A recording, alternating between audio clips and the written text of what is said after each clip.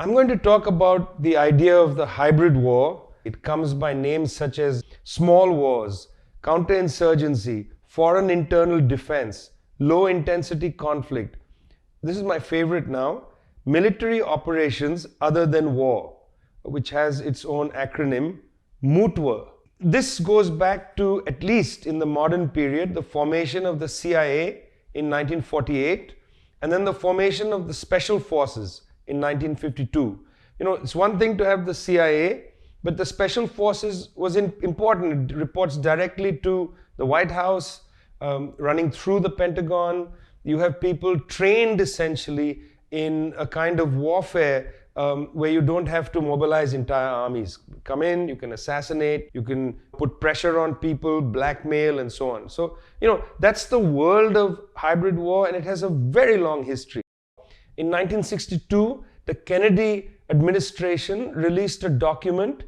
We got to see it publicly much later. And in that document, they wrote, "It is important for the United States to remain in the background and not to expose the United States unnecessarily to charges of interventionism and colonialism." It's a very important point. The United States, in other words, acknowledges that its policies are tantamount to interventionism and colonialism. The point isn't not to be colonial. The point is you don't want unnecessarily to expose yourself to the charges of colonialism. How has the US government been able to produce amnesia? How has it been able to produce this ability of being colonial without appearing colonial? So, 4 very quick points.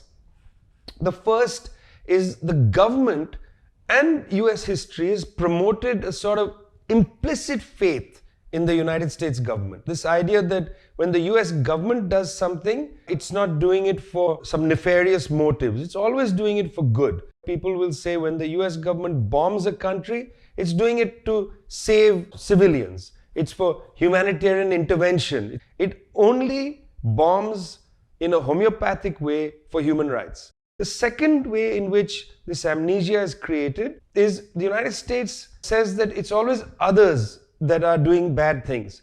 This Russiagate thing is very much part of it. When the United States overthrows a government, and the list is very long, Albania 1947, Italy, Greece, Guatemala, Iran, well, that's for the good. It's to create the conditions for the free world. But when, say, Russia intervenes in a US election, my God, it's a scandal. So this idea that the enemy is always somebody else, the bad actor is always somebody else, is a very much important part of the creation of amnesia. The third way in which amnesia is created is by a sort of surrender almost. The major cultural industries in the United States, including the academy, television media, print media, and so on, those who shape opinion about particularly foreign policy have essentially a US State Department view of the world. And when they're not, for instance, Duke University and the University of North Carolina's Middle East program, pressure can be put on them. The reason I say this, use this example is it's of course most recent and it's public. But a lot of this pressure happens quietly. When you come to renew your grant from the US government for foreign language study, privately you are told you've got to be much more in line with US State Department values if you're going to get your grant. So privately they control them in a way. But you don't even need to control. I mean, there's a self-censorship. You see this a lot in the television media. Comes through seeking access from the State Department. If you want the first interview, you better play ball with them. You better have their point of view.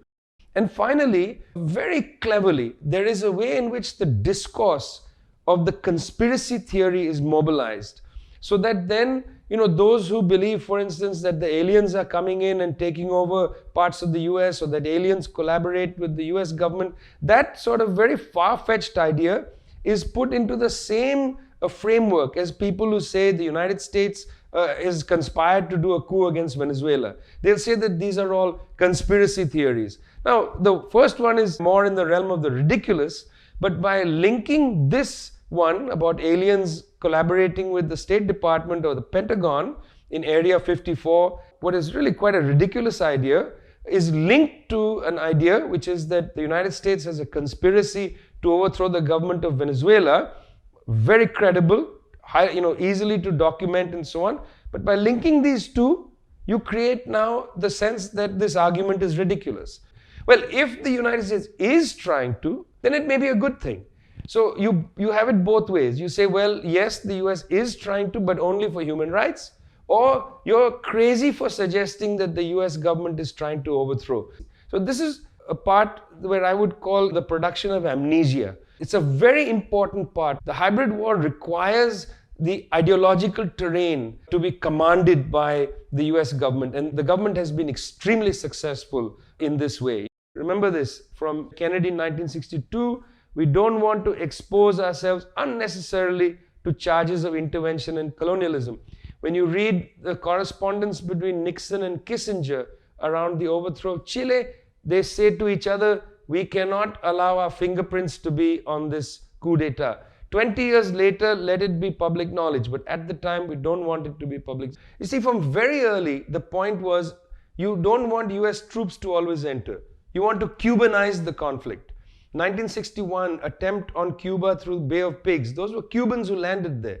Cubanized the conflict. In Vietnam, the Nixon administration tried to Vietnamize the conflict. You don't necessarily want to land US troops there. You want Vietnamese people to do your work for you. Or you want people, for instance, in Laos and Cambodia to be hired as mercenaries to do your work for you.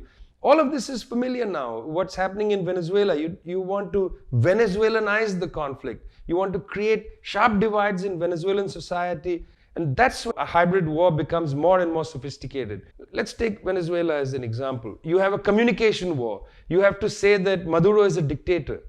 You have to demonstrate that Maduro is not fit to govern. Doesn't matter that he has the support of half, 3/4 of the Venezuelans. Doesn't matter.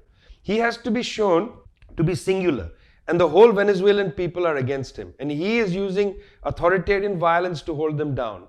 I mean, this is the first thing you have to do. You have to create a kind of cultural, historical, ideological delegitimization of the government. And then the whole media has to collaborate in this. You use weapons like sanctions, financial sanctions, economic sanctions, individual sanctions. You use these to put the pressure on the country. As Nixon said of Chile, you make the economy scream. You fracture the country. You create distress, even if it means millions and millions of people who are already having great difficulty finding enough to eat. People will say when the US government bombs a country, it's doing it to save civilians. It's for humanitarian intervention. It only bombs in a homeopathic way for human rights. It only bombs in a homeopathic way for human rights.